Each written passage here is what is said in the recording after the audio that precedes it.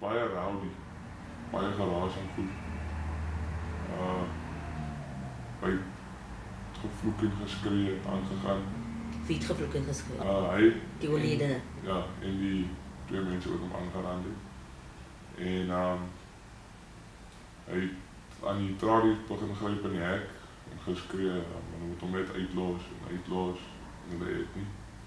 Hy het hom gegryp, afgehaal, 'n paar keer nog geklap en geskop, en toe gooi hulle hom in die hoekie. Hoeveel ander mense was daar in daai saal? Hulle het iets gepraat van 8 of 9 mense in daai saal. Net voor hulle ons kon wakker maak het, net voor 7, toe kom haal hulle hom eers uit, toe sy oorlede. Hy het maklik al vir 6 ure daar gelê, maar voor dit was hy al in 'n paar keer en alles. Hulle het hom uitgehaal, kom hulle in, toe gee die ou vir ons 'n swart sak, toe sê ons moet die selle skoonmaak. Toe moes ons sy matras met al die bloed en alles daar uithaal, maar ons het geweier. Al daai van ons wat hy voordat we aan toegesluit was, het van Sally. Vol bloed en goed.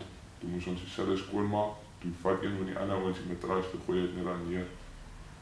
Hulle het glad nie skoon gemaak nie. Ek was eers 1 uur daar uit, en in daai tyd het hulle nog steeds niks gedoen aan die matras nie.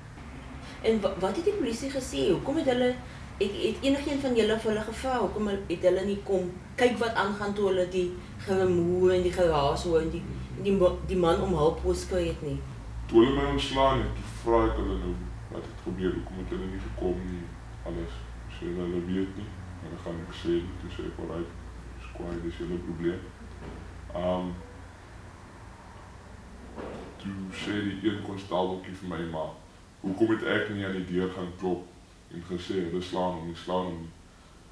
Maar daar was soveel geraas, dat as hulle my gehoor het, dan sou het 'n wonderwerk gewees het oor al die ander geraas wat daar binne was. So, dit was puntloos vir enige iemand van ons om te gaan skree en sê, kom help jou. Hoekom praat jy vandag met ons hieroor? Dis net, hulle moet ons beskerm daar binne. Eers en al, dit staan op ons raadspapiertjie wat ons moet teken, dat hulle ons moet beskerm. En dan laat hulle iets soos dit gebeur. En as jy hulle vra vir help, dan wil hulle nie help of niks nie.